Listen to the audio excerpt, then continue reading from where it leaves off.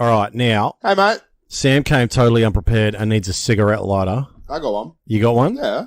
Okay. Where'd that come from? Hey, put your sunnies back on. But do it.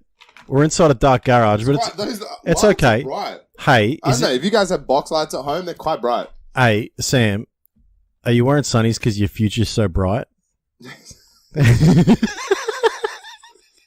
Is that why? Thanks, man. Yeah. I didn't say it was. I'm just asking you if that's what you think. That. Yeah, that's good. No, I'm glad you have faith in yourself. Yeah. No, I'm not. We're good. It's just very bright here. It is actually. I like it. How's your week been? I've been busy, man. Yeah? Super busy. Yeah, it's been a very busy week. Yeah. It's been a big week. I did because I just got my gaming license, so I just did training on that. That's exciting. Yeah, it's not at all. Here's why it's not, because you're walking out, like when you're doing security at a gaming venue, especially at like these clubs and stuff around town, like it's easy work. It's easy work, but it's sort of like I would prefer to be in a club, like in a nightclub, rather than a one of those gaming clubs, old people clubs. Have you noticed that there's like with your gaming license, there's obviously risks and like they want you to see people that have problem gambling and identify them. But every single person that you see that's one of your regulars is actually a problem gambler. Everyone. And no one does anything about it. There's all these like rules like, every time someone hits a red flag or something, you're meant to bring them in for coffee or talk to them or give them something or try and help them with their gambling. It's like no one does that. Yeah, it's because just let them gamble. It's because A, that shit is unenforceable. Hey, VCGLR, why are you making rules that are unenforceable? Yeah, just to cover their ass. Yeah. There's so many rules. We encourage responsible gambling. No, you don't. And here's how you know you don't. Palmers and beer are $5 just so you can gamble. Wait, really? Well, that's why do you think a pub does a $5 Palmer and beer? Wait, $5 for a Palmer and beer? Yeah, I've seen that around. I've seen like $10 Palmer and beer nights, whatever. What, in a garage in Broadmeadows? Just got a couple of pokey machines he stole from Coburg. No, I'm definitely, like why these pubs do the special nights and it's only one reason, member draws and raffles and come to your local RSL and you can win fucking, we spin your name on a wheel, pick your number out, whatever. Dude, I was at a club. Senior meals and shit. During the week, right? I was at a club and it was funny because I started at 9 p.m. and there was a guy there who he was wearing a black shirt. I remember him, right? He was wearing a black shirt and he comes out and gets cash out. Because you know how they got that $500 limit now? Yeah. He comes out and he goes 100. Then he gets 100 more. Then he gets 100 more. Then he gets 100 more. He hits his limit, leaves for 20 minutes, goes across the road to the fucking service station, comes back and he keeps gambling, right? So then, well done, that worked. Right, exactly. Now, here's the funny thing. It was that he, because I was getting trained, there was another guard on. And so he goes, there's only one person left at the venue. And I'm like, it can't be that bloke in the black shirt. He's like, it is. I'm like, you fucking what? He was there till 2:57 a.m. What time did you see him there starting? Oh, mate, he was there well before I was. Yeah. He was there probably 8:30 p.m. Fucking hell. I'm just people that sit there for 10, 12 hours at a time. Exactly. It's so crazy, man. They just get on it. It's a crazy amount of money. Victoria makes a lot of money from it. A lot of tax revenue, yeah. So you got gambling, cigarettes, and alcohol, especially alcohol pops. And get weed on that bandwagon. Fuck yeah. Put that on there. Dude. If you could have cigarettes, gambling, weed, tobacco, alcohol. Have you said cigarettes and tobacco twice? Yeah, that's cool. It's probably because you're high. Have you ever heard of something called a sin tax? A sin tax. Yeah, not SYNTAX, which is the sentence structure, I believe. No, this is SIN, yeah. SIN. So sin tax is you tax the shit out of anything that's a sin, so people don't do it as much. Yeah. That's why, make prostitution legal, and they have in Victoria in a licensed premises and all that shit. But is there sin tax on that? I'm not too sure. I don't think. Well, no, because prostitutes pay income tax.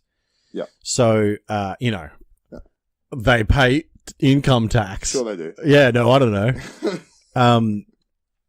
And so, I don't think you can super tax them like that much. But the problem with that is it's all cash. Like most of it's cash anyway. Like sometimes you do FPOS transactions. I just think of like. Do you? Yeah, no, check this out. So the girl I lost my virginity to, when I was 19, she ended up becoming a prostitute in Sydney, right? And man, the stories she would tell me just blew my mind. I told her she needed to start her own podcast because it was fucking hilarious.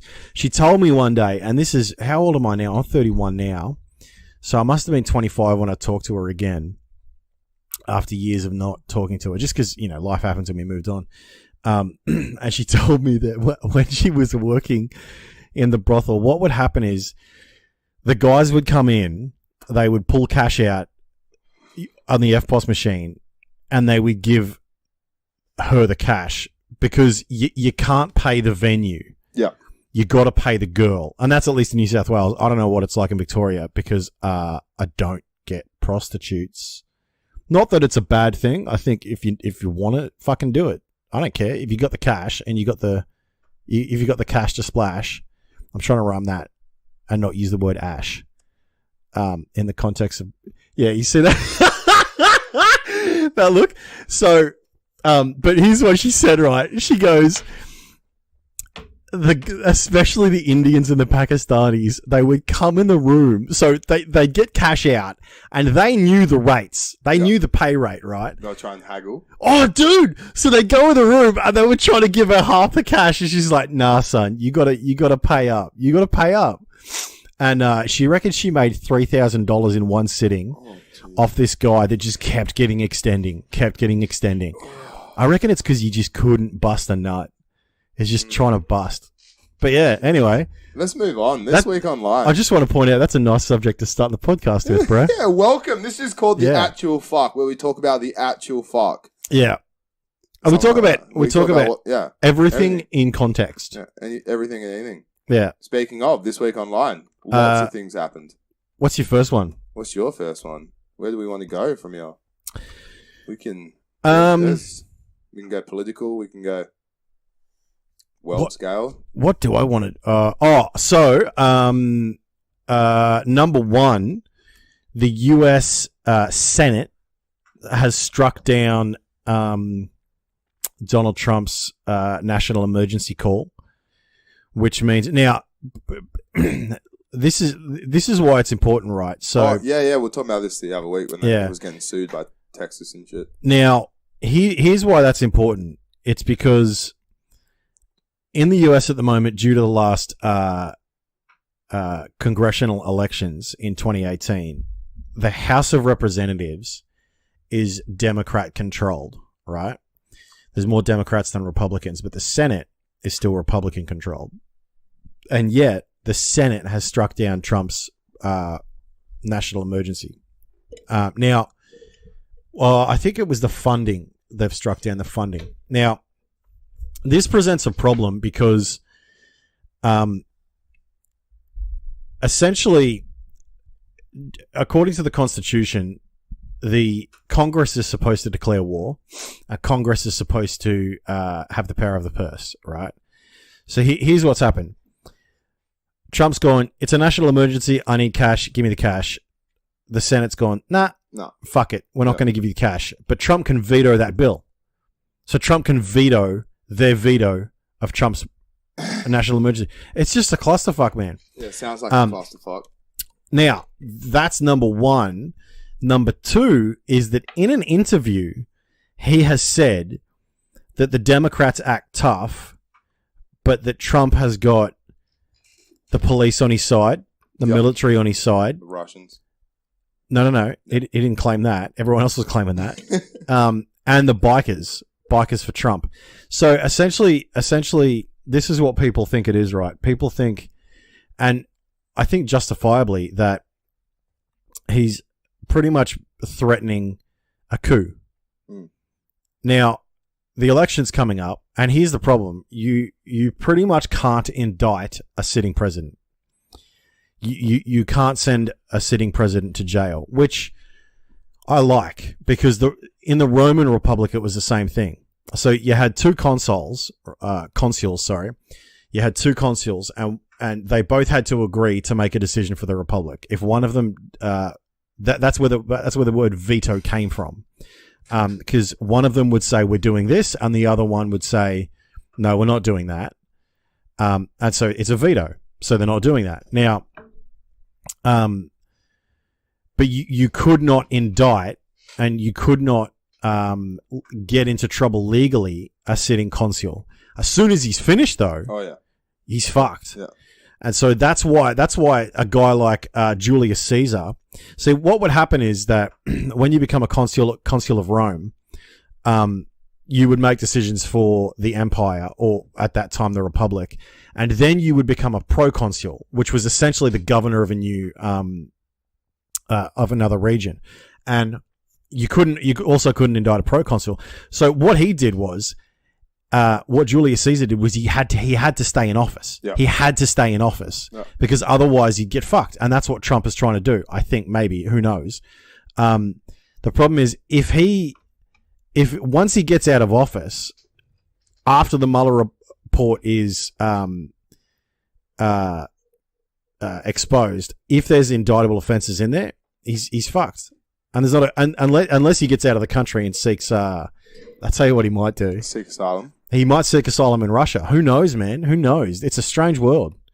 Going back to being catch-ups, things we've already talked about. We spoke more 2 weeks ago about the story of George Pell and what has led to everything that has come to light. Well, now George Pell has been sentenced. He's been sentenced to a maximum of 6 years in jail. Maximum of 6 years, because the only reason they don't feel the need to sentence him for more is because he's not a threat to anyone anymore, and with the health issues that he has, he most likely will die in jail. Do you know what pisses me off? This health issues shit. Yeah. Like, oh, he's too sick to be in jail. Oh, really? Yeah, maybe he shouldn't have done what he did if he did it. What the fuck? Like, it's some ridiculous. bullshit, man. And then to say that he's not a threat to anyone, he's a fucking pedophile. Like, he's a threat to young boys. Like, no, but not anymore. What do you mean not anymore? Like, who knows? You don't know. Oh, I suppose, yeah, that's true. He's still a grown man. Yeah, but dude, can you imagine the amount of surveillance that man's going to be under? Yeah. Like, the idea that he's going to get in... Mate, he deserves more than 6 years, maximum 6 Definitely, years. absolutely he deserves more. He has now signed the sex offender registry, though. He did? Yeah, he did sign the Australian sex offender registry. What happens if he doesn't? Oh. I don't know either. But he did. So that's interesting. That's good. That's crazy. That's great, yep. And then he maintains his innocence and intends to challenge the conviction in the Court of Appeal, which will be heard in June. So check back with us in June and I have a bit more for you. But right now, he's Of course he's going to do that. Of course. And here's the problem. The problem with this is that the first one was a mistrial. The second one was a conviction. Yeah. But the appeal could be something to do with a mistrial. Who knows? Because the problem with the legal system that, like, for both parties is the standards of evidence. So witness testimony is, especially in an event that took place so long ago, and I'm not saying that these victims or witnesses are lying at all, or that they're misremembering, but the problem with evidence standards is that if the police fuck up one thing, everything gets gets thrown out of court. Like, dude, they don't have a warrant, but they find drugs in your house. Doesn't matter. Yeah, even doing security, you learn that you got to get your ducks in a row if you're going to get a conviction on someone, and especially through loss prevention. Like, for example, do you know what happens when? So, say if in June he appeals the challenge for the conviction and he wins, does he take his name off the sex offender registry? Do they take his name off it, or does he stay on it for once being convicted? Well, no. Well, the conviction will be annulled. Yeah. So I'm not too sure. Yeah. But I don't know. I don't hope either way. I just hope that justice is done. Yeah. I really just hope that justice is done. If he's done it, I'll tell you what though. If he makes this appeal and he loses the appeal, he's fucked, because that's a double double confirmation of his conviction and his guilt. Yeah, this is interesting, and it's also interesting that there's been a lot of articles where they've talked about the fact that he is suffering for the crimes of the church, like he's the sacrificial lamb, and I think that he might see it that way. And I think that to a degree that might be true. Fuck. Well, you know, that is the language. Yeah, that's the. Sometimes I'm going to speak in. It's called Christianese. Christianese. Yeah, it is, man. I used to speak in Christianese all the time. Knows a lot of Christianese. And so, I think that he sees himself as being crucified for the sins of the church, which also might be true, because the problem is that now that George Pell has been convicted, and if he loses his appeal. The problem is going to be that a lot of attention is going to, like, I'll tell you this much, if he wins the appeal, man, everyone's going to be gunning for every other priest to try to get a conviction. Whereas if he loses his appeal and he gets convicted again, I think that the attitude of the public will die down a little bit. Like the ire of the public might doubt, because, you know, they see a high profile guy going to jail. Maybe. Yeah, I don't know. Maybe. What else do you want to talk about? The extremely sad news that happened in New Zealand just not only 2 days ago. Yeah, let's talk about that. Christchurch. So, an Australian citizen has been this saddens me. It saddens me that an Australian citizen has gone over there and done that. To those bloody good Kiwis. I'll tell you what, man, there is a real reason that we have Anzacs. Because we are, and look, man, we give Kiwis shit all the time. We do. And they give us shit. We're all sheep fuckers. We're one of the same. Yeah, but this saddens me. This is really, I think this conversation is going to take some time. Here's one of the things that I see that is sad. It's that, so he goes into a mosque and he shoots it up. And it saddens me that he did it. Too. Yeah. Yeah. And so it saddens me that he did it because of an ideology. Yeah. Because he has this belief that Islam is ruining the West, and that there's too many Muslims in New Zealand and Australia. Now, I think he's gone over to New Zealand to do it because their gun laws were a bit more relaxed. Yeah. But I'll tell you this much, man. I'm not a fan of some of the policies of the governing party of New Zealand, but I am a fan of changing the gun laws. I really am. I think, and I'll give John Howard credit for changing our gun laws, despite the fact that he was a conservative. Do you know that the Premier of Queensland lost his job and his career as a politician as a consequence of supporting those gun laws back in 96? No. He lost his, and now that is it's one of the best things Australia's ever done, though. I just want to point out that is the mark of a man or woman that I want to elect.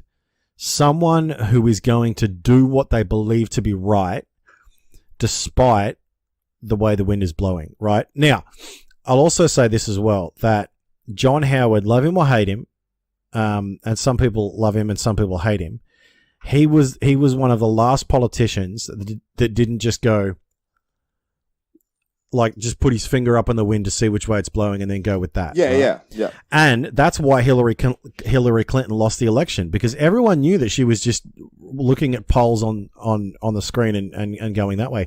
She didn't accept gay marriage until 2013, right? When it was poll tested and it was going well. With the wind. Now, I think that in terms of this New Zealand thing, should we paint a picture for a second? Yeah, let's do that. So I'm not just talking at my ass even more. He was a white Australian citizen living in New Zealand, driving around. Hold on. There was a video. He filmed this live on Facebook. I just want to point out, the fact that he's white to me doesn't matter. No. The fact that he's a white nationalist and it may be a white ethno-nationalist, that matters. Yeah, there you go. Because his ideology. Yeah, I like that. Yeah. So that's his ideology. He's sitting in his car. It's fucking horrible.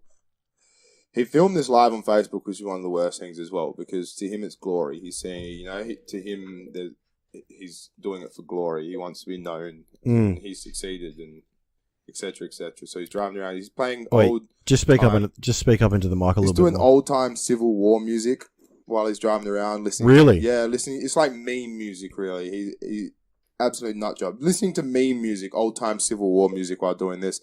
He had 3 assault rifles, an AR-15. He had an AR-15? Yeah, he had an AR-15. Jesus, dude. Now, on all of his guns, they were all black guns, but in white paint marker, he had written names of other Christians that have killed Muslims before. So his guns were covered in torment. So is he claiming to be Christian?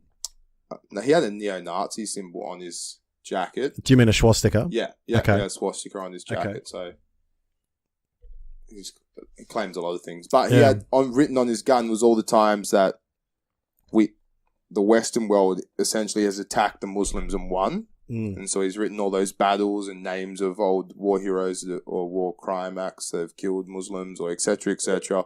So completing on this ideology that he has, and he rocks up at the first mosque and just jumps out, grabs one of the assault rifles, couple rounds, and while playing this music still, and just walks in and methodically assassinates the whole mosque and just gets in his car, and sickening. He's able to drive off, just arrive at the next one and do the whole thing over again until he got caught. Just first place. And it was a busy period. There was at least, over 100 people shot methodically, like aimed to kill. And people running, someone trying tackling him, and it was horrific. And one of the most horrific things is it was filmed live, and it was online for hours after the event happened, and you were able to watch it, and it was being shared, and it was being pushed. Like, I remember waking up, and it was just on my Facebook feed. Like, how the fuck can it be there? Like, people sharing it. Like, I remember when Finding Nemo 2 was shared on Facebook, like, illegally, and I was like, lol, look at this. You can watch Finding Nemo 2 days after it was released on Facebook. But this is still on. It was on there. It was being shared. Because of social media. It's so hard for these massive companies to track it. It's all, you won't be able to find it online now at all, but it was for hours online. And you will be millions able to. Yeah, you probably will. But you got to have a look, and I don't plan to have a look. No, and there's millions and millions of views. I might state at the very end, he did the very last second as he's shutting down his live stream. He also said, "All right, lads, don't forget to sub to PewDiePie," which is just fucking like everything about it is just. Oh, PewDiePie actually replied to that too on Twitter. By not uploading a video for the day that it happened as well. He decided to not film for the day, and his heart and sorrow is out there obviously for the. Yeah, so that's what happened. About 11:30 in the morning. I think and wait, what day was it? 2 days ago. What day is today? So wait, it was a Friday. Yeah. Okay. So one thing that I've noticed is that again, the media is talking about the killer, and we just did that, but we didn't mention his name, and I don't plan to mention his name. God, he was an ugly motherfucker too, wasn't he? It's all glory to him though. Yeah, everything what we're doing right now. I was a bit skeptical about talking about it just because I know it's actually what he wants. This is all. Look, I'm okay with talking about it because I think we need to talk about it. Yeah, like something has happened in our international and especially regional community. Yeah, and it really does matter. Like, it does matter because it's happened and there's been a lot of consequences for a lot of people. But one thing I don't like is when people talk about, when people name them and then that specific name gets glory. So there was an article today that he's gone in front of a judge, and he's been done for 1 count of murder. And look, there's probably more charges are going to come. Well, again, because of the legal system, you need evidence and there's a whole video evidence. Well, no, but you need, and so I reckon that live streamed video will be used to get him on even more counts of murder. Oh, yeah, of course. But I really wish the media would stop publishing the names of these killers. Instead, it's immediate infamous glory to them. Well, but here's the interesting thing, right? It's that, like, so you had Columbine, you had Virginia Tech, you had Sandy Hook, man, there's been so many mass killings in America. You had so many others, and those are just the ones I named off the top of my head. But I don't remember their names. I don't remember their names, and I'm glad of that because here's the thing as well, right? These guys are going to get they're going to get in the news for a few days, and because of the way the news cycle works, they're going to be forgotten. They're going to go to jail. He's going to be put in a hole, and I guarantee this, man, those Kiwi prison guards are going to treat him poorly. They're going to put him in a dark box for 23 hours a day for the rest of his life. Good. And fucking good on him. Fuck yeah.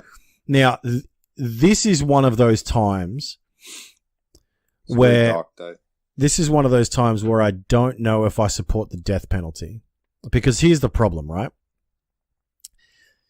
I don't believe in hell. And I wish there was a hell for him to go to, but there's not. No.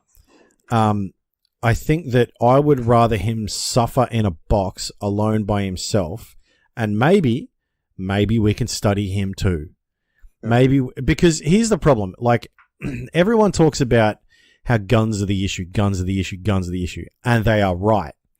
But you've also got to point out the fact that it wasn't just guns. Guns are just a tool.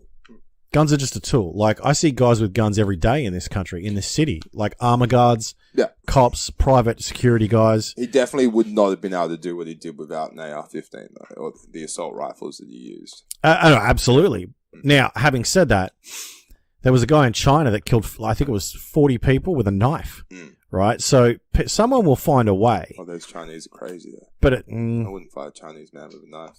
Yeah, I wouldn't either. But it's not just the tool that they use. The tool makes it easier, which I don't like. But the problem is, it's like, why? My question is, I suppose, how does a man like this become so animated with an ideology of hatred? But the problem is that because we are such a large country and a large community, no one was willing to listen to him and ask him questions and try to understand him and then not debate, but have a conversation with him and say, look, man. Educate. Well, not just educate, but like have a conversation with him. Like, because he's in an echo chamber. Yeah. He's in a he's in a right wing echo chamber.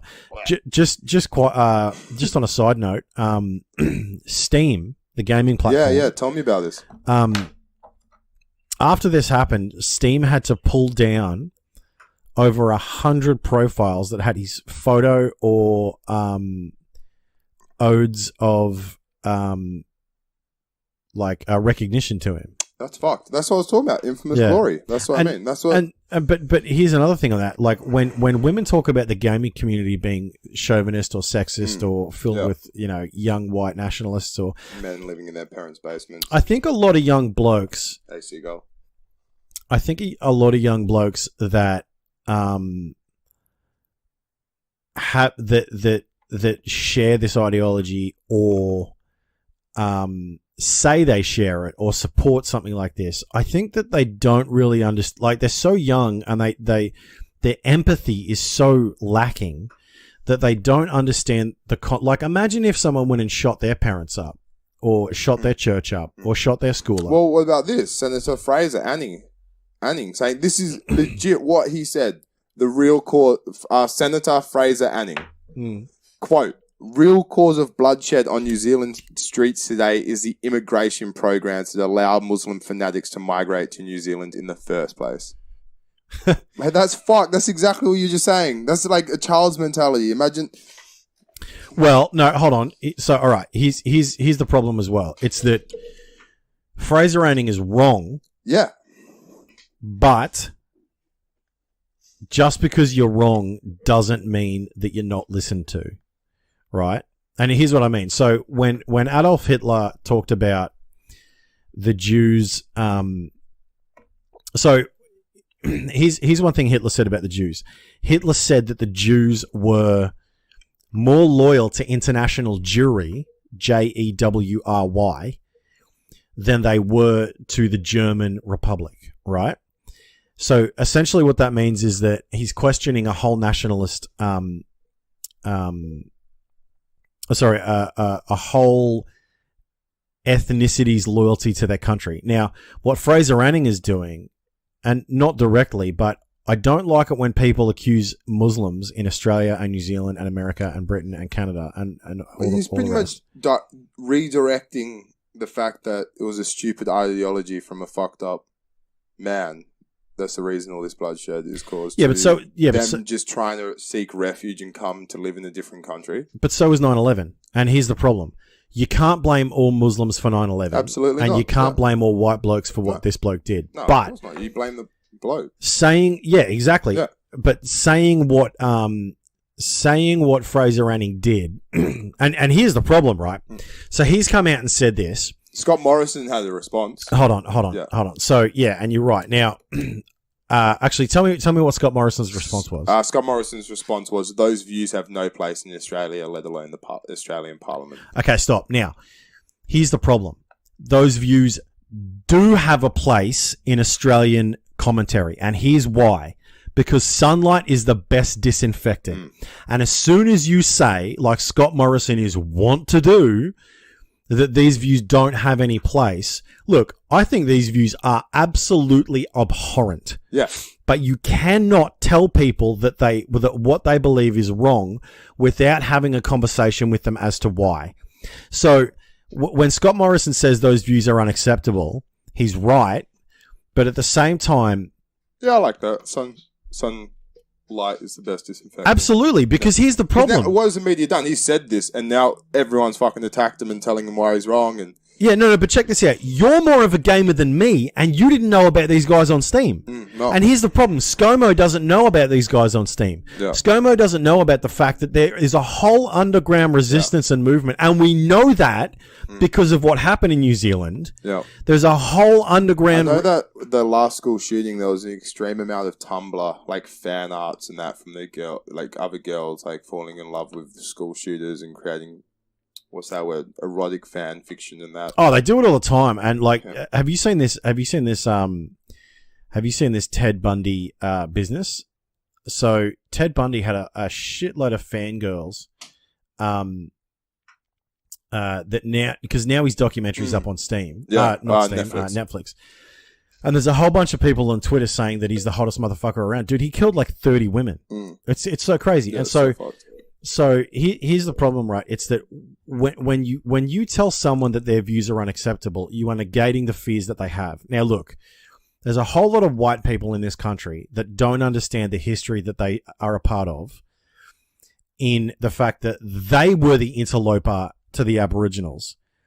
And now they're all like, "Oh, these Muslims are coming over," and the Aboriginals are like, "Dude, what the fuck? Yeah, that's exactly. What the fuck are you talking about, mate? You are the son of the son of the son of the son of We're not even going back 3 generations, mate. Exactly. Yeah. Now, and also, right, they were nicking kids up into the 70s, right? Oh yeah, yeah. And so, and then these white boys go, "Oh, all these fucking Muslims." Hey. Honestly, man, I live in a Muslim, mainly Muslim community, and you know what I see? I see families, I see children, I see women, I see men that are just like, dude. Nearly every Muslim I know works like a fucking. Nearly every Muslim I know works like a fucking dog to make his sons and daughters' life better, and then this motherfucker goes into a mosque because of some stupid ideology. And here's the problem. There's going to be a whole lot of young Muslim men in New Zealand and Australia now that are going to feel persecuted by these right-wing cunts. And I don't think they're wrong.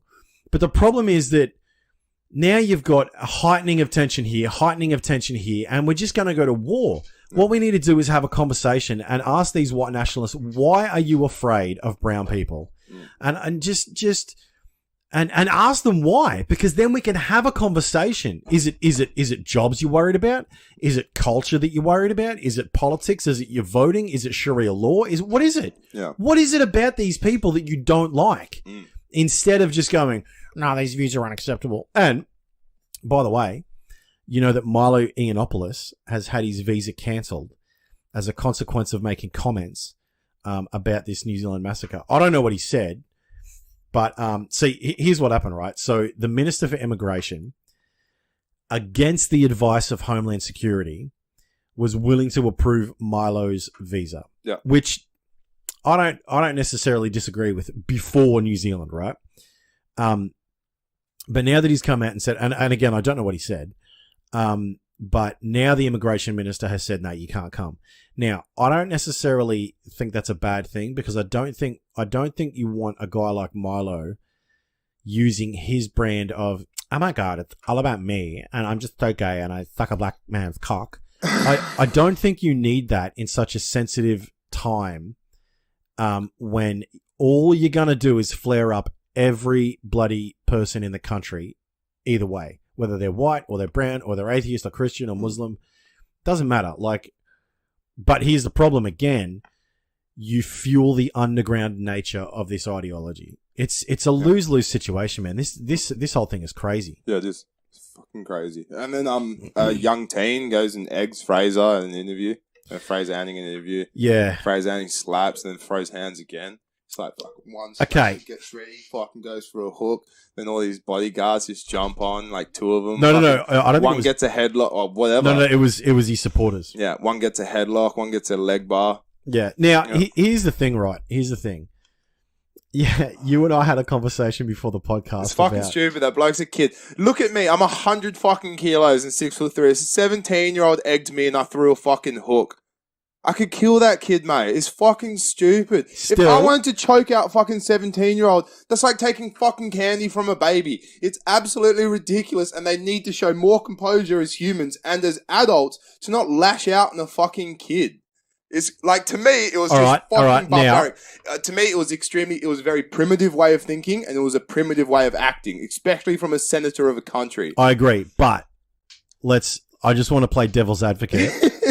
And I really do want to play devil's advocate here. It's that I think we should stop treating 16 and 17-year-old people like children. No, we should. No, we shouldn't. Do you remember when you were 17? I do. And I had hair on my balls, man, and I was expected to make decisions for myself. I didn't have a full-time job. I was in high school, but I had a part-time job. So, listen, man. But hold on. Just hold on. So my first job at 15 was working in a kill house in a country town, right?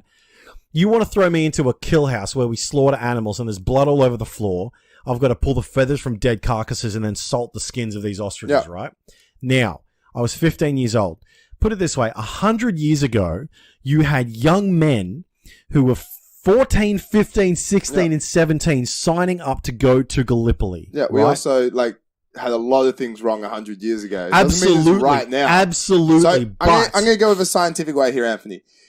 Muscles, your bones, and your biological body as a 16, 17-year-old is nowhere near that mass, density, and strength as a male adult. That is where I'm coming from. I don't care your maturity. I don't care your mental attitude. That body of that 17-year-old kid is not as developed as an adult. Then and why serious the fuck? damage from an adult can cause that body for the rest of its fucking life. But hold on. Has nothing to do with anything. Then maybe he shouldn't have thrown a fucking egg at a senator. That's all I'm saying. No, all I'm saying is, look, don't get in the ring. Don't get in the ring if you're not prepared to fight. Now, having said that, I agree with you, because here's what happened. Here's the overreaction. Anning punched him. Listen, you probably should have slapped him, Anning. Don't punch a kid. Don't do that.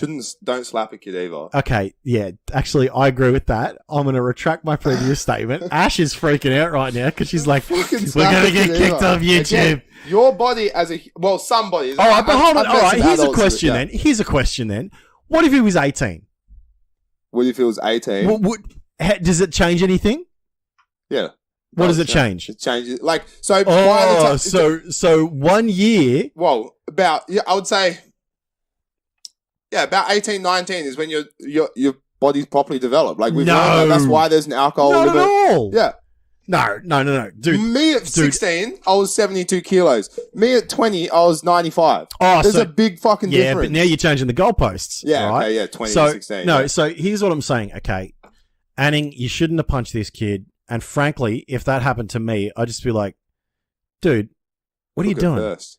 Now, because here's the problem, right? What Anning has done by punching this kid,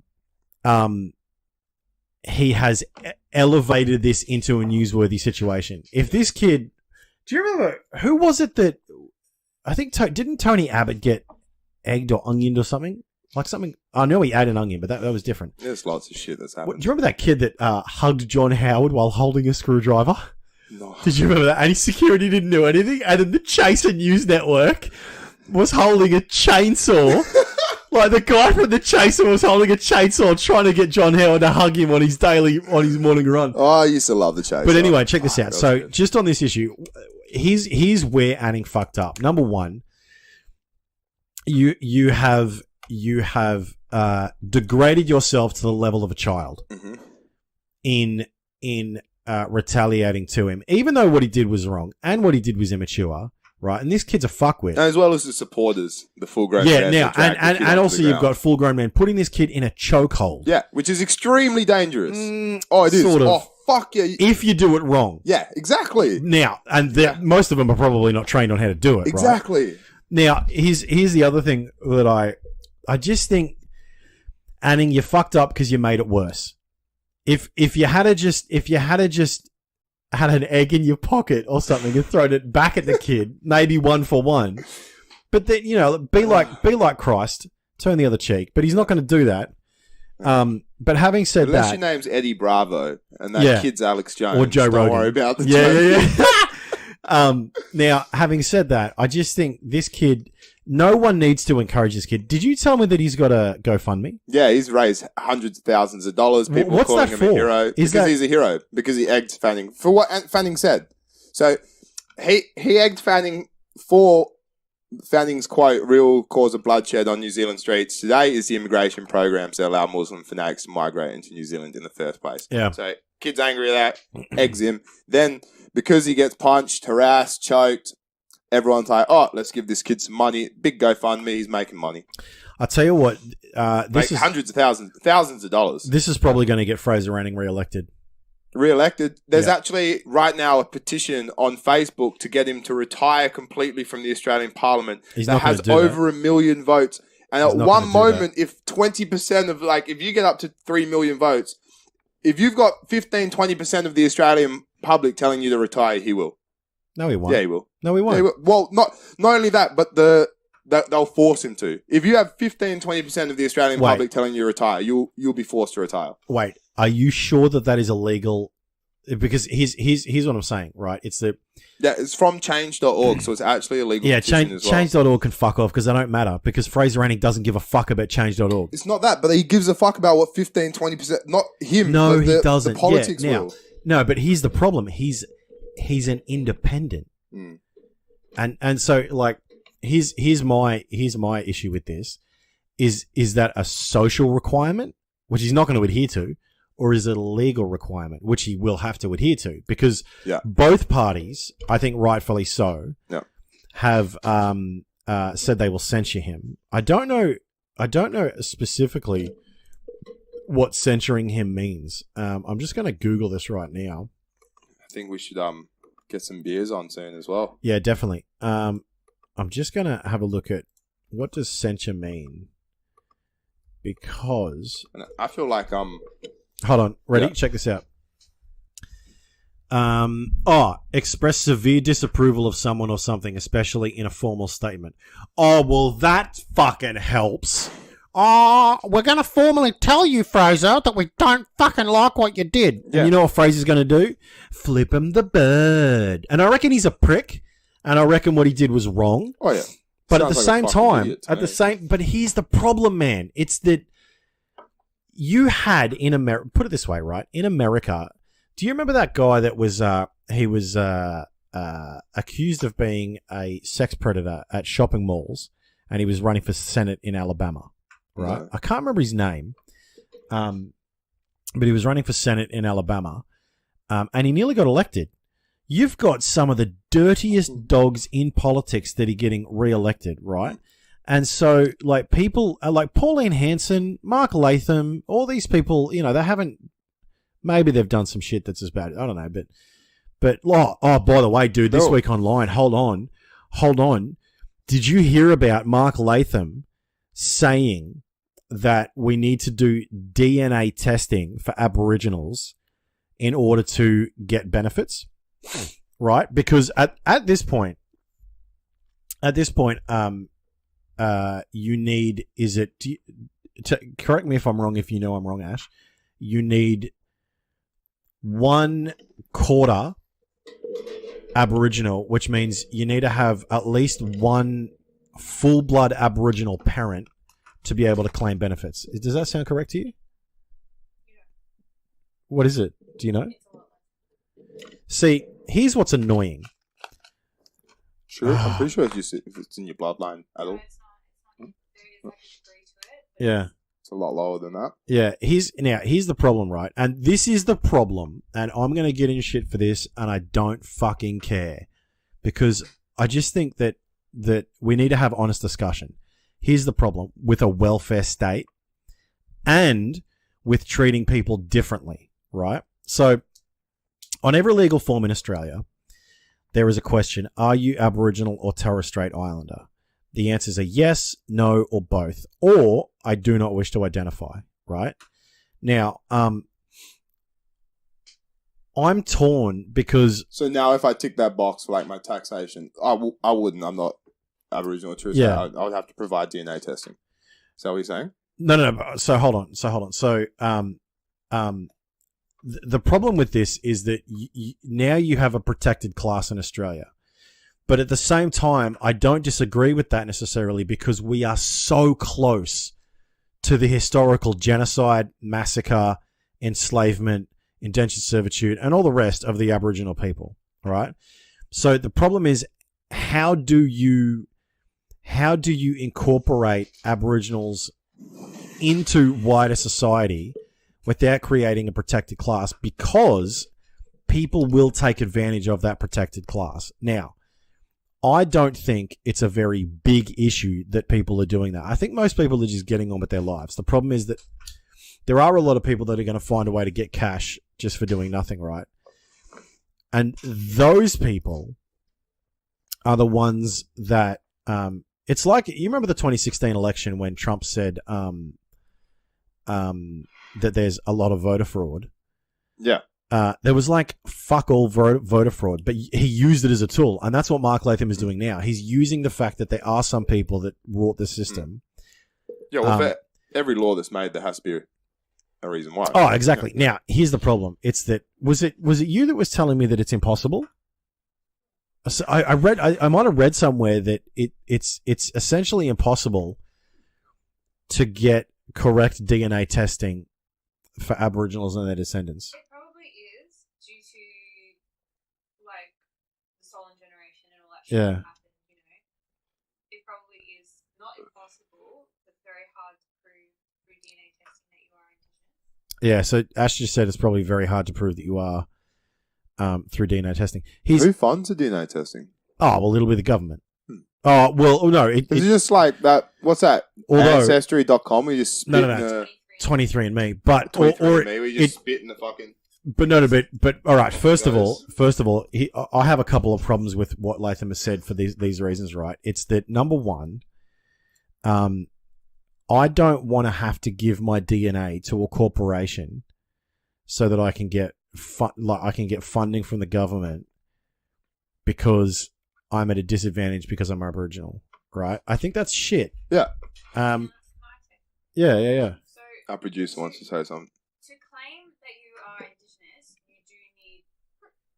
I have a proof of Indigenous. So Ash has just said that You already need proof. you already need proof. Now, can you tell me what that proof is? It is pretty much just your ancestry. So mine, it's like a family tree. It's my birth certificate, my parents' birth certificate, their details, and then all that, and you need it. Your certificate, your birth certificate, your parents' birth certificate. Do you need it up to your grandparents' birth certificate? You even need your... No. Okay. But Just your parents. So you need yours and your parents. Yeah. And then it needs to be certified. So the government already does testing or registry. you just need proof. Yeah, proof. Yeah, proof. But And now look, they're asking I for think more that's a proof. good thing. Is this only in Victoria? Only in different states? Or cause, It'd probably be different in different states. Yeah, because I'm pretty sure that's... I'll tell you what pisses me off, though, as well, about this Latham and One Nation thing. It's that they're coming on the side of right-wing politics. And Latham's getting a whole lot of headlines because he's a cunt. And he's dissing the Labor Party. The Labor Party... I just watched a Friendly Geordies video about how fucked up the Liberal Party is. Man, I want Bill Shorten to win. I've never said this, and I think I want him to win because it would be a like the Liberal Party is rorting. Is it yellow? Yeah, too easy. The Liberal Party is just rorting the system here. This has been a very long... It's been a big week. This week online. I think we should move on, though. Yeah. Yep. Sweet. I think All right. All right, I'm going to talk about Apex question Legends time. real life tournament while you go. Oh, yeah. I'm going to go get the beers. Too Yeah, no stress. So, I don't know if you guys know, but I've been following Mr. Beast on YouTube. Mr. Beast is a YouTuber. He does a lot of stuff, but he held a real life Apex Legends tournament. The real life tournament was over 13 teams of 3. There was 2 games. Apex Legends paid for it all, I guess, and it was the winning group won $100,000.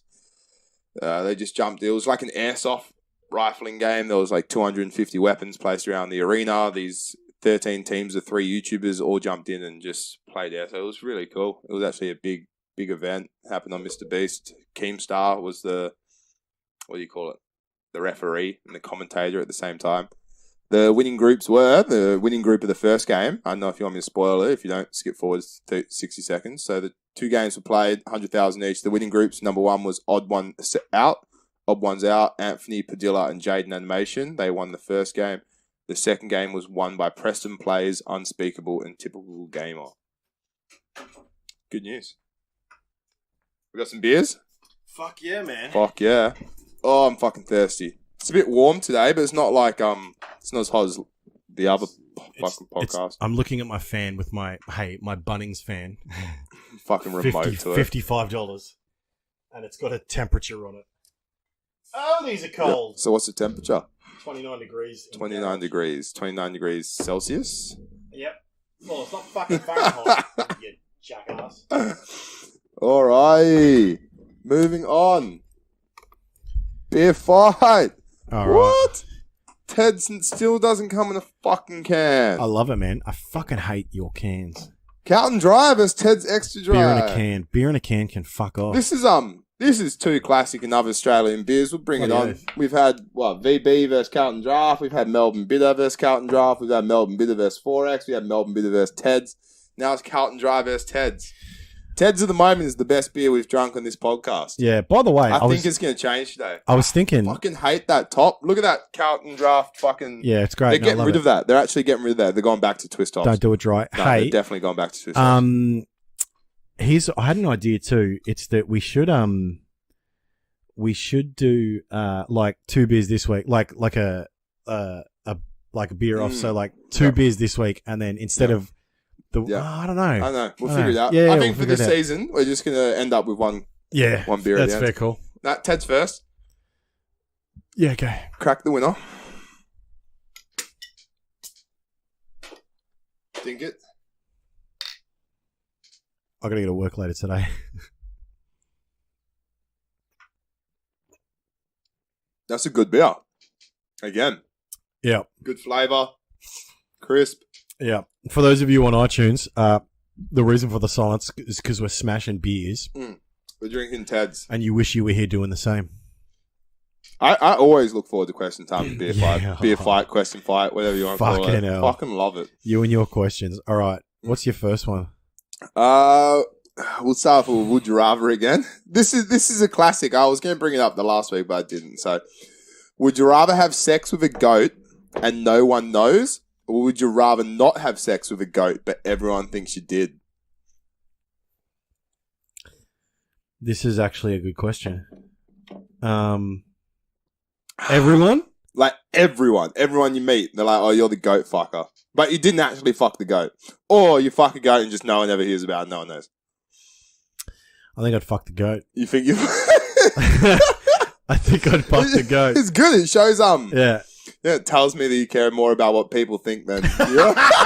Oh, you're a dog framing it that way. You know? No, I care more about what people think of me than my own actions itself. As long as you don't think I fucked that goat, that's fine. All right. I've got a question for you. No, I'll totally fuck the goat too.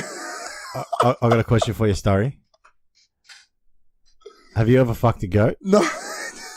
Are you trying to put this out there just to see what people think? Hey, I want everyone to make the situation reality. I want you to spread the rumor that Starry fucked a goat. All right, actually, let's go story time. Actually, no, hold on. I want you to spread the story that I fucked a goat and don't do it about Starry. And give them the context of this question. Because I reckon you did it and no one knows you did it. Yeah, no one knows. And no one will know because that's the whole point of it. Anyway, I met an Australian trucker one time. Fucking disgusting man. That's the only ones that are in Australia, mate. He told me that they do it with the kangaroos after they hit them on the truck. Fuck off. And I was like, that's fucking disgusting. I was like a 16-year-old kid. I do not believe you. He told me that. And I was like, wait, a trucker told you that they fuck roadkill? Yeah. That's bullshit. It has to be bullshit. No, I probably was on drugs when you said it. That's got to be bullshit. Oi, I reckon that'd be a nice kangaroo.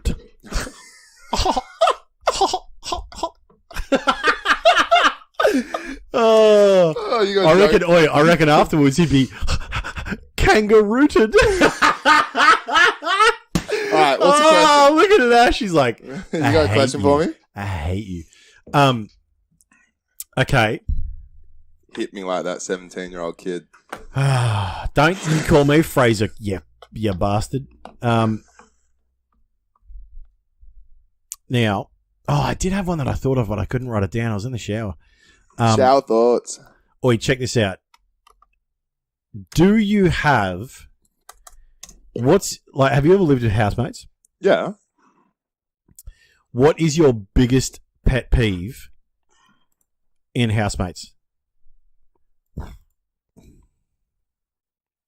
I'm thinking. I don't know. What's yours? You go first and I think probably leaving the lights on because electricity's more expensive than God right now. And also, I hate it when I live with chicks and they tell me to put the toilet seat down. That's why I just piss in the backyard. Do you piss in the backyard? No. That's another question for question time. You don't piss in the backyard? I have before. Yeah, but you don't make it a regular My dad thing? used to make us kids go piss in his lemon tree all the time. You know piss kills shit, right? It doesn't water it. Yeah, but it's good for your lemon tree. It makes it more bitter, apparently. My nonna used to make us do it. My dad used to make us do it. Every Italian pisses on their lemon tree. You kiss that mouth. Every Italian pisses on their lemon tree. Yeah, that's why you Italians are so... Anyway. That's why we have great lemons. That's why you have great mafia stories. I'm going to crack this dry here. God damn it. Pissing on a lemon tree. Would you rather be dumb as rocks, but insanely handsome, or extremely smart but hideous? Option B. Extremely smart but hideous. Yeah. So like Stephen Hawking. Yeah, you know why? You know why? Oh, wait, tell me your answer first. Oh, yeah, I'll be extremely smart. Fuck yeah. Oh, yeah. You know why? Because then I could figure out how to make money, get a facial, and then give some more facials. I was going to say, what type of facial you want to get? No, I'd get... Oh, yeah. Gotta try the dry now. Oh, you got me the Count and Dry hard. Oh, this is not even the Count and Dry. I don't know what that means. There you go. You got me the hard one. This is a 6.5%. I've actually really wanted to try this one. That's good. I didn't actually know that. I hope this one's not hard. Nah, this one's soft. What do you think? This isn't bad. That's a better beer, in my opinion. I love Count and Dry, though. The hard's all right. Yeah, Count and Dry. I like this. Count and Dry is good, yeah. Hold on. Let's do the Ted and Dry. Well, I got a strong one. So Oi, just be a man and act like it isn't the strong one. Well, the Carlton Dry Hard's not that nice, actually. Really? Like, the Ted's nicer than the Carlton Dry Hard. Yeah, that's fair. Or is it? Oh, pardon you. Yeah, the Ted's nicer for me.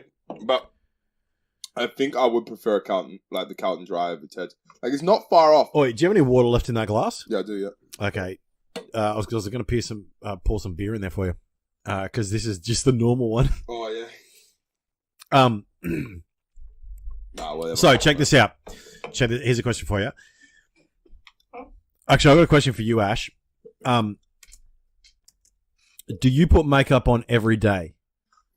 She said no. Are you wearing makeup now? Really? Yeah. You lucky motherfucker. I'm just going to put it here right now. I fucking hate makeup. You look good without makeup. I'm not hitting on your missus. And you know that because you're right here. Yeah. I fucking hate fake tan, makeup. Hold on. Just because that's actually my question. Wait, where was it? Shit. Does makeup on a girl matter, and how much is too much makeup? I don't mind eyeliner, I think. Is that what I like on you? Eyeliner? Oh, she doesn't wear eyeliner, so no, it's not eyeliner then. I don't know. I don't think makeup... foundation to me, when they just put like... It's just stupid. What's that? Eyelashes? No. Under here. That's Eyeliner. Dude. If a girl wears eyeliner and one of those... Yeah, so it is eyeliner. You know those chokers? No. And she's Chinese. He's talking about the eye suck Kill dick. me now. He's talking about the eye suck dick. Whatever they wear to notify that they... Yeah. Yeah. So... It's a medal for sucking dick. My girlfriend... my girlfriend in China, she was very... she was pretty naive in terms of like what those fashion messages sent, right? Yeah. So she buys a choker and she comes in. She's like, "What do you think?" I'm like, blowjob time, great." No. I was because I was like, I don't know if you want to wear that in public. She's like, "Why?" I'm like, "Because it sends a message that I don't think you want getting out." She's like, "What is it?" I'm like, "That you're skanky." How long's it been since you heard that word? And by the way, I'm not slut shaming at all. I reckon if you want to be a slut, go for gold. Do your thing, girl. But certain things send a message. Messages, yeah. Certain things send a message. Yeah. And let's not get into that. What's your question? What's my question? All right. Yeah. Okay. What? No. So makeup does not matter. Fake tan matters. If you wear it, you immediately go down. Oh, dude. Fuck fake tan. I was working last night, and it looks shit. There was a banging hot blonde chick with fake tan on, and she looks... Here's the problem. Fake tan, just lightly sprayed, looks pretty good. No, hold on. Just lightly sprayed. But this is what I will say. I'll tell you what I appreciate more. Natural skin and natural confidence. How about that, ladies? No. All right, I got a question. Are we on red yet? Sweet. Go. But we're I know. Almost memory card full. Oh, sweet. Okay. Which will be the issue. Do you have any phobias? No. And I've done some none at all. No phobias at all. I've done some research. I'll give you some phobias, and then you tell me if you think you've got them. Do you know why? Because phobia means irrational fear. It does, yeah. I have fear. I don't have any irrational fears. So, there's a nomophobia. Nomo. So, NOMO phobia. Nomophobia, extreme anxiety when you've misplaced your phone. Nope. So you don't lose your phone. You're like, fuck! Nope. Where's my phone? You're like, shit, I've lost it. Call it. Someone fucking call my phone. Oi, grow a beard and grow the fuck up, boys. And as for women, grow a chorophobia. A bottom beard and grow the fuck up. I've got here chorophobia, CHORO phobia, fear of dancing. What? Fear of dancing. Like, you know those mates, you've got mates who just never dance. No, I'm not. No, I don't have that because I'm not a bloody Mormon. So you'll dance for me? Yeah. Go on. Yeah, if you got a pistol and shoot my feet, I might. All right, and then I've got hippopotamus stroke quidripeliophobia. which is, again... Fucking what? No, can you say that again for me? Yeah. Hippopotamus strosis quidapiliophobia. Hippopotamostrosis quidapillophobia. That's the one. Yeah, fear of long words. Oh, fuck off! Fuck off! That is some bullshit right there. So I was looking it up, and due to misconception and people thinking it's a joke, it actually isn't. That is the actual word for a fear of long words. Do you want to do an SD card swap now? Yeah. All right, we're just going to have a quick break. We're coming back for more questions, more beer. Yeah. Straight back in. Hey, Sam. Because I probably would... Sam, stop. Yeah. I have an important thing to tell you. All the audio recording that we've just done... is not recording. I've also got the recording from the previous part of the podcast because I didn't press mute. Ah, shit! So we'll have to figure that out. I'm just letting you know that it's happening right now. We're still learning, guys, and by that I mean me. Wait, what happened? Wait, so it's fucked? Maybe. So I was listening to... Yeah. Maybe. I'll explain it later. Yeah. But that might be the case. I think I can figure it out, though. I'm just telling you that I may have fucked up royally, but we'll figure that out. So we may have a very short 55-minute podcast this week. Yeah. That has nothing to do with question time, story time. Oh, that's so annoying. It's so annoying. Okay, now. But now it's all good. Do you want to do what blows my top? Story time or what blows my top? Oh yeah, story time. I'll do a story time. Tell me about this nemesis. Yeah, so I don't know. You all have as a kid, you all have a rival, and you remember that rival. Yeah. Like, I remember my rival. So, yeah. I was an extremely sporty kid. I did little athletics. I did swimming carnivals. I did soccer, football, tennis, like golf. I played every sport under the sun. Like, I didn't spend my time doing nothing but playing sports as a kid. I fucking loved it. So, little athletics. So, soccer, you don't really have a rival. You have a rival team. My team, we always had a rival team, or et cetera, et cetera. But when it comes to little athletics, you have that one person. You have your rival who's like, even if you come 8th, he's the guy that comes 7th every time. Yeah. I was the guy that came 2nd every event on a Saturday morning for 8 hours. It didn't matter if it was long jump, triple jump, fucking 400 meters, 800 meters, 200 meters, 100 meters, 110 meter hurdle, shot put, discus. Every event I came 2nd. Apart from the 800 meter run. No idea why, but that was my strongest event. Every other event I came 2nd to one kid. And this went on for 4 or 5 years. This was inter-school carnivals. This was out-of-school athletics. This was everything. This one kid kept popping up, and he was the only kid in WA that I couldn't beat. And so if it was like your cross-country, your primary school, that's when I first met him. Year 6 cross-country, I came 2nd to this kid. Year 7 cross-country, I came 3rd. He came 2nd. Some random kid beat us. Then got into high school, and he would be at the high school interstate cross countries or the high school sport, like in athletics.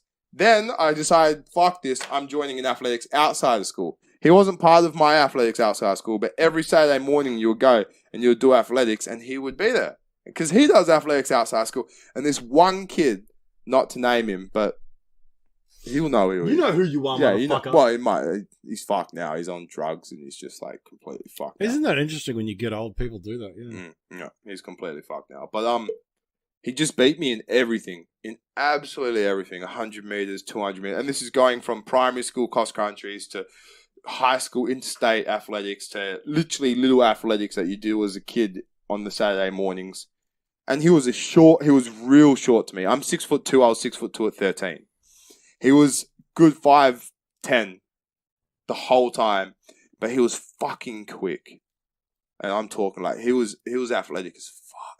And this 100 meters, there was another couple kids would, like whatever, but he won by 10 meters every time. He won by 10 meters in 200 meters, he won by 10 meters in 400, he won by 10 meters in 100, he won by fucking a lap in the 1500. It didn't matter.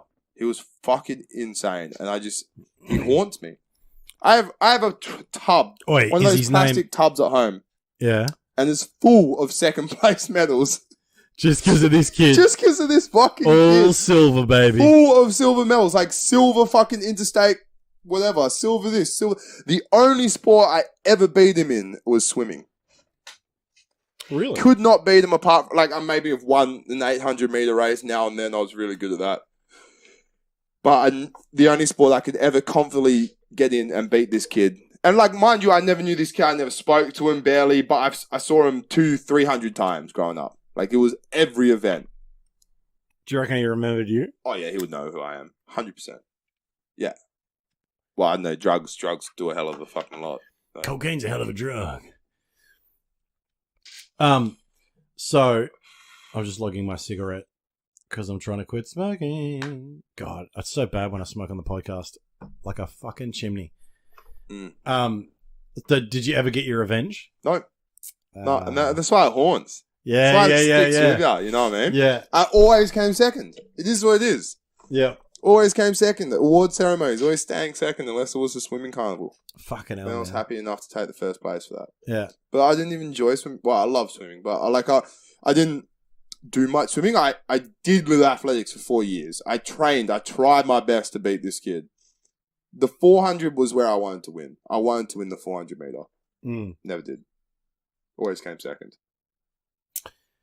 So, my story time is, it's not about sex this week. Hey, celebration. I appreciate that. Thanks, man. Thanks. Yeah, the sound of one hand fapping. So my mate Matt, I met Matt in 2010. Shout out to Matt. You know who you are, motherfucker. Yeah, Matt. Woo! Dude, you'd love him. He's got blonde hair and blue eyes just like you. You two can go to a Fraser meeting together.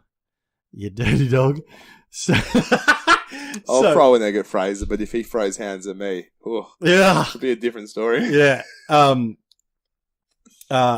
Matt, I met Matt when he was 20. He was 21 and I was 22. This is in 2010, and he had a bald head. He had no hair on his face, and my girl at the time told me he looked like a big baby. He fucking did. And so, big boy, or back then he was, yeah. I had a little bit of fat on him, and by a little bit I mean too much. He's fucking slimmed down now though. He looks really good. He's a dad. He's done it right. And so, and I didn't know him that well at the time, so I met him in June. Because I met him through a mate, and this mate, Squid, shout out to Squid. I met him through Squid, and Squid introduced me to the boys, to Matt, to KJ, to Isaac, and to Dover as well. Dover's a fucking legend, man. I love that bloke. Fucking love him. For the boys. And his name's Dover because his first name's Ben, and he's got a dick like a cop's flashlight. That has nothing to do with Ben Dover. In the quiet words of Joe Rogan. Dude, he's got a giant knob, and I found that out the hard way because, well, no, the soft way, because I was out the front of his house one day taking a piss, and Dover walks out and takes a piss, and I look down to the right. I'm like, God damn, son. So, so I met Matt in June of 2010, and our mate KJ moved out of his house, and so I moved in, right? And so I found out pretty quickly that Matt, if you start Matt on a competition of any kind, like, you know, trying to one up, he'll fucking go at it, right? So I started a water fight with him. Now, I was inside the house. Now, Matt owned the house, right? So I started a water fight with him, and he was in the backyard. So eventually, he gets the hose, and he's squirting it through the kitchen window, hits the fridge, hits the stove, it's fucking everything. There's water all over the floor. I'm like, fuck this, shut the window. And then he goes to the laundry door. Now the laundry, you got the laundry door here, and then it's just a straight shot to the door to the hallway, and the washing machine's on the left when you walk in. So I go to the laundry door, I lock it, and he's like, all right, motherfucker. And he kicks the laundry door in, just kicking the lock, just beating the fuck out of this lock. I'm like, oh my God, I don't know what to do. Kicks his own door in. Not because it was sensible, because it wasn't. Because he had something to prove, right? That he will not be beaten. So he starts kicking in the laundry door, and eventually I put the washing machine in front of it, and he fucking lost it. So eventually he couldn't get in the house because he didn't want to smash the glass window. So I won that. Turns out I didn't win that. Because another time, what happened was, so me and Matt used to smoke weed together, right? And at that time, we were real gentle. So you know how people in Australia, but not too many other places, they spin their tobacco with weed. Yeah. So we were doing that at the time. Eventually we stopped doing that. We just started smoking straight weed. But at that time, I was smoking 2 cones a night and he was smoking 3, right? Just because, you know, it was pretty gentle and we weren't going too hard. So I smoked 2 cones. I go into my room and I'm having a bat on my bed, right? I'm just having a wank, laying on my bed with my dick in my hand. Not about sex, but it's about masturbation. Yeah, exactly. So I'm watching porn, and I think I still remember what was on the screen. So surprise concert blowjobs. Right? Wait, what? So oh yeah, right. So tongue in cheek. So and then Matt walks in. And he like, for the listeners, I'm sorry, but he goes like this. He opens the door, looks me in the eye, looks down on my dick, looks me back in the eye, and just goes, "Do you want a 3rd cone?" And I'm looking him dead in the eye going, yeah, I do. Just give me a sec, mate. So he shuts the door. I wrap up. I didn't finish. I wrap up, go out for a 3rd cone. And we just nothing. Nobody cared. And that's one of the reasons, right, why I don't have shame and I'm prepared to talk about anything to anyone at any time. Because Matt, I got this saying that my dad taught me it's okay to cry, and Matt taught me it's okay to cry with the whole world watching. Because he doesn't give a fuck about you or me. He doesn't care. I like that. Oh, mate, just fucking unbelievable. So, yeah, it was good times. Yeah. Good times. All right, I'm going to let you hit us off with what made me angry, and I'm just going to go quickly use the restroom. Yeah, too easy. So, here's what made me angry. Not this week, but it just makes me angry in general. I'm going to look at the camera when I do this because Sammy's gone, and thank God he's gone. He's such a cunt. What do you reckon? I hope he listens to this. I just want to point out that his girlfriend and producer is sitting behind the camera trying not to laugh. Oi. I want you guys to comment and just tell me, does his face look like a foot? He's got a nose like a bloodhound and his face isn't that much better. I just want to point out that when he listens to this, he's going to wet himself laughing. Because anyway, so here's what pisses me off. People who don't carry ID on them. Fucking stop it. Start carrying ID on you everywhere because of the police, because of insurance, because of whatever. I hate it when I'm working a door and I'm like, "Oi, do you have ID?" And they're like, "Oh, no, I didn't bring it. Is it okay if I come in anyway?" No, it's not okay if you come in anyway, dummy, because you look 16 and I can't tell whether you're overage. I just want to point out, Sam just walked back in the room and I totally did not just say the shit that I just said. Okay? You're going to have to listen to this. I agree. Back. Yes! I love it. Like, it's actually illegal to be inside pubs in Victoria now without your ID, even if you're 50. Yeah. Like, you literally have to have your ID, especially once they allow gambling. Tab, pokies, Keno. It's illegal to be inside those venues without your ID. Doesn't matter if you're 60, 80, 20, 18, 45. Yep. Like, if you're a 50-year-old man and you don't have your ID, you can get out. Yep, exactly. Yep. I hope that's what you're talking about. Yeah, no, that's definitely what I was talking about. Was it? Yes. I feel like that's what I heard. That's the only thing I said. Yeah, good. That's it. Yeah. Don't listen to the podcast again, bro. It's okay. Don't worry about it. Yes. Of course I do. Here's the second thing that pisses me off, right? Blokes, specifically in clubs and pubs, that insist on shaking my hand on the way out after going to the toilet. Hey, mate, how about you fuck off with your dirty dick hands? It just annoys me. Hand sanitizer's my Dude, best friend. I carry that shit on the double. I always carry hand sanitizer, right? Because I know, and here's what I do. I just tell them, nah, brick me, bro. Wait, brick me, bro. So, and I'm like, just give me bones, brother.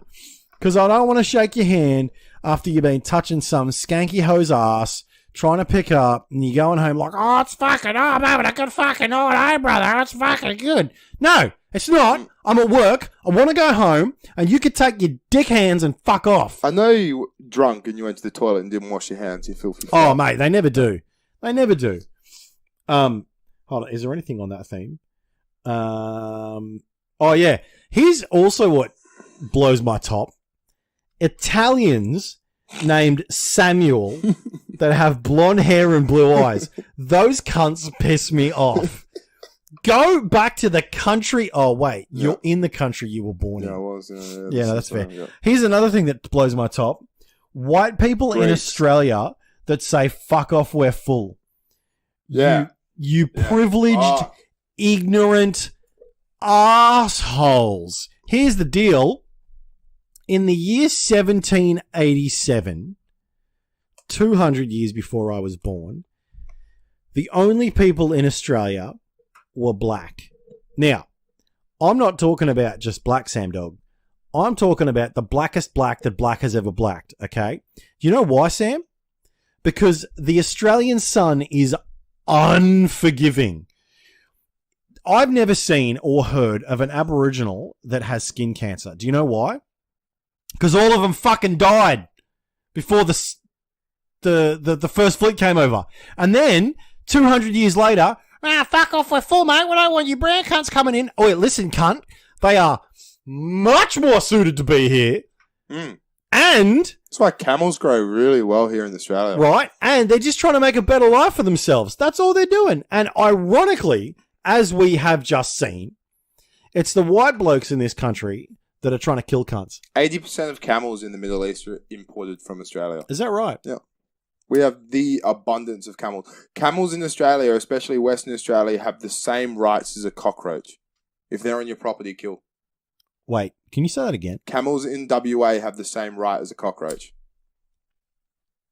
They are a pest, and they are looked at as a pest, and there is no laws on killing camels on your property. Is that because there's so many? So fucking many. We have more camels here in Australia than we do citizens.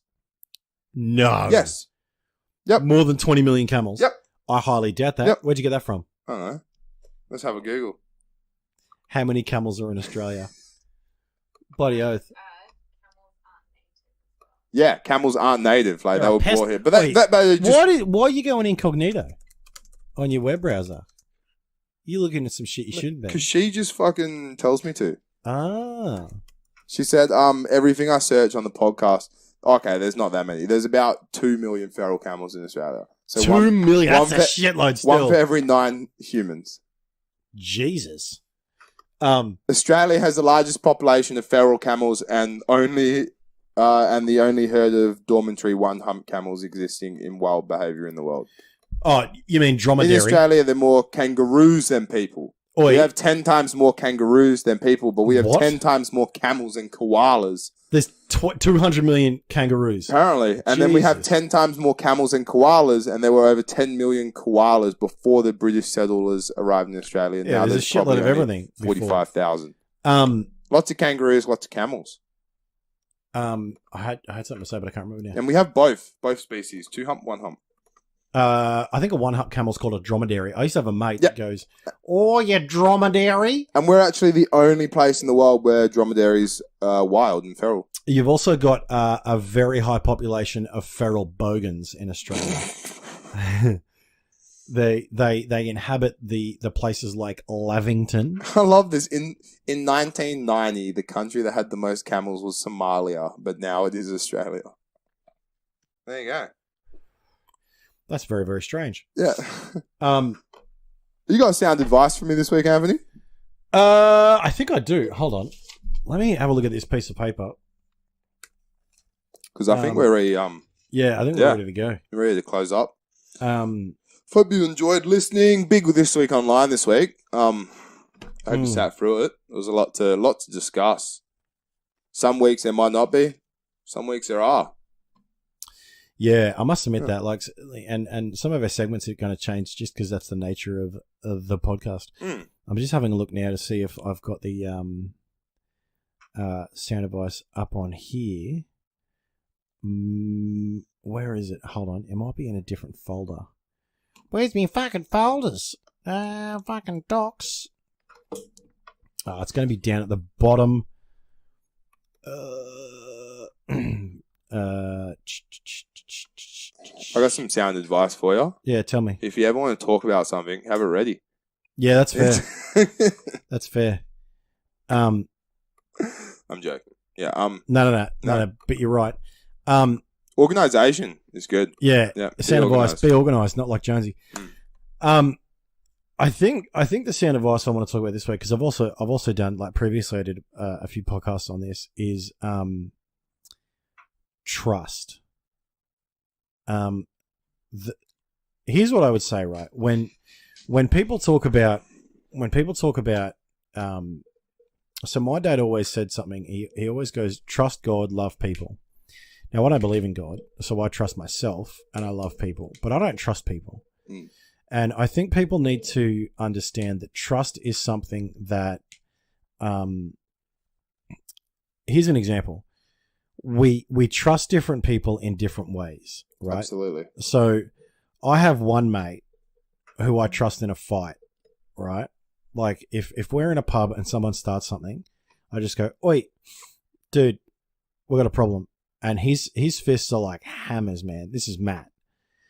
And because Matt's a second dan black belt and he's still got an ego on him. And I love him. I love him like a brother. He is my brother. But I trust him in a fight hands down. But what I did learn ages ago was you don't tell Matt your secrets. Now, that's probably changed because he's grown up and he's a man instead of a young man. And I was there with him, you know, I was immature with him as well. And I made a shitload of mistakes as well, but I have another mate named Isaac, and I wouldn't trust Isaac in a fight because he's not a fighter. But you can go to Isaac and you can tell him anything you need to say, and not only will he keep that shit a secret, but he will give you his ear and give you advice. So there's different kinds of trust. There's trust where, and there's levels of trust. Like I might trust, like for example, you trust me to be honest with you, but you don't trust me with your PIN number. No, right? I wouldn't give you. Well, exactly. Well, because number one, there's no reason to. If there's a reason to, all right, maybe. But I don't like. I have different. Like I trust my boss to be honest with me, to always be, and I really do. I trust my boss. He's a great boss, and I trust that my boss, and I know that he always works harder than I do. I trust him to keep my best interests at heart, aligning with his best interests. Wait, you have a job? Yeah, I have a job. Not like that comment in a YouTube video. And this told motherfucker. Good job. And so, but I wouldn't trust him with my secrets. My boss with my my emotional secrets, and neither would he. Like he trusts me to do my job and be professional and do what I need to do and make sure everyone's safe and secure. But he's not going to trust me with the business finances side. You know, like trust, just because you trust someone with something doesn't mean you trust them with everything. And I think that also the other thing you have to understand with trust is that if you trust someone, and if you really do, and I don't mean if you just say it, but if you actually trust someone, the only thing you need to worry about is you two. Because like you imagine being a famous couple, right? You imagine if you and Ash were famous, and everyone was coming at you from every side. So for example, you look at someone like Justin Bieber and Selena Gomez. Yeah. Are they still a thing? No, fuck no. But when they were, you imagine being Selena Gomez and all these bitches are DMing you saying, "Hey, I fucked your boyfriend." Yeah. You just got to trust. Yeah. You just got to trust. Because if you don't, you're fucked. the relationship's fucked. It's broken. And that's probably why I broke up. I don't know enough about those crazy people to know why it fucked up. But anyway, the point is that threats will always come from the outside and they will bounce off the walls. Now, the walls on the outside of a trusting relationship are brick and they're double or triple thick layer, right? But inside the relationship, they're made of very, very fragile glass. And the problem is, as soon as you fuck up, here's what I mean, right? So when I was 24, I told my girlfriend at the time that I was looking at another girl and I was attracted to her. And she freaked out. And the trust was kind of violated. Now, I didn't do anything with this girl, but she freaked out at the fact that she thought I wanted to. Now, the desire to do something is not the act of doing it. And I think having a conversation with someone about their desires is very, very necessary. Because you have to be able to also trust that someone can handle the truth. Because I think a lot of people can't handle the truth. And a lot of people can't handle the truth. And a lot of people that can handle the truth are in relationships with people who can't. And that's a problem.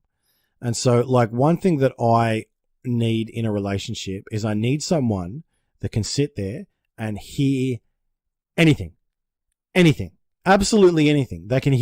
She can hear any accusation against me and just be like, okay, let's talk to Anthony about it. Okay, let's talk to him about it. Okay, so now you've said your piece. Now you've said that he's a dog. Now you've said that he's done this, but I'm going to go talk to him about it because that's what trust is. Now, if you fuck up, and you do cheat on your partner, or you do fuck up on a business deal, or you do make a mistake that breaches that trust, you've got a problem because trust is very difficultly built and very easily broken. And here's another thing you'll find, that charismatic men gain trust very easily. Mm-hmm. And I know this because I have had situations in my life where a woman has given me trust like that. Now, it could be to do with her personality, could be to do with mine. Yellow? Too easy. And so, but one thing I know that is, there's only one man and one woman that I trust 100% without question, and that's my mom and my dad. But I trust them because they've earned it again and again and again and again and again. And they have never, my dad's never lied to me. And I've never found evidence that he's ever lied to me, to the point where my dad and my mum never told me that Santa was true. And my mum actually said why. She goes, the reason is because I don't want some fat man in a red suit getting credit for my hard work. Now, I love that. But the reason I trust my mum, and my mum still has power of attorney over me, because I trust her. I absolutely, without question, and without I trust her, and I trust my dad, and I trust my sister as well. Maybe not as much, but that's only because she has her own interests and own priorities. But she's, I think that you need to be careful who you trust. But if you do trust them, you need to ask yourself why you trust them, and if they're good reasons, like because they've proven it, that's a good reason. But if it's a bad reason, and here's another thing. When someone asks you to trust them, like trust me, they don't mean trust me. They mean act as if you trust me. Yeah. Right? So you need to be smart about that, and you need to just be honest with them and say, look, you haven't given me a reason to. And I guess most times people will be like, trust me, oh, you can trust me. Yeah. Don't trust them. Yeah. Yeah. Now, look, yeah, I trust someone when they give me reason to do it. Now, having said that, because of the personality, because of what I've seen, if someone makes a mistake, like cheats on me or lies to me, I immediately go into recovery mode. I just go into backup mode, like format hard drive, go into recovery mode, and then I start questioning everything they've ever done. Right, which is why I make it my mission in life. I will make mistakes, but I will never lie to you about those mistakes. Because that's just what I said earlier before about fucking up on the podcast, because trust is so fragile. And if you're gonna get someone's trust, you need to honor that, because you make the world a worse place when you fuck up and break trust and cause people to be to become more cynical. I also think most 95% of the time, if you trust someone, it ends good. Like, Wait, say that again. I think like most of the time, if you trust someone, if you say our podcast for once, I met you, I had no reason to trust you, and I was like, no, fuck it, let's do it. We're gonna have some fun. We're gonna do a podcast together. I put that trust in you, and it's worked out for the better. Like you didn't fucking screw me over. Like we're still here. We're still doing our podcast from our 5th episode. Yeah, I'm having great fun doing it, etc. I'm not saying put your trust in everyone you meet, but if you trust someone, or if you show, like, even if I don't trust you in the back of my mind, and I act like I trust you, 95% of the time it's going to work the way you want it to work. I find. I would say, I would say a bit lower, but I agree. Yeah, a bit lower. Maybe the statistics might be a bit off. But say someone at a pub is like, fuck, I've got money in my car to pay for this beer. Give me 2 seconds. Let me run out. Just pour it. Give me 2 seconds to run out to my car. I'll grab the money. I'll come back. 95% of the time, you pour the beer, you put it on the bench, they run out to their car, they come back, and they've got the money for you. Yeah. Not often you pour the beer. Having said that, because I'm a lot more cynical maybe than Sam, I would say what I can't remember who said it. I think it was it the FBI or the Red? Huh? Okay. Trust but verify. Trust but verify. And I love what Jim Mattis, the former Secretary of Defense, said. Meet people with a smile on your face and be prepared to kill them. Yeah, that's nice. Yeah, I like that. Yeah. But see, as a bouncer, I don't trust anyone. I do not trust anyone until they give me a reason to. Yeah. But as a person, I think you're right. Like, you have to go into a meaningful relationship with an attitude of trust. And relationships as well.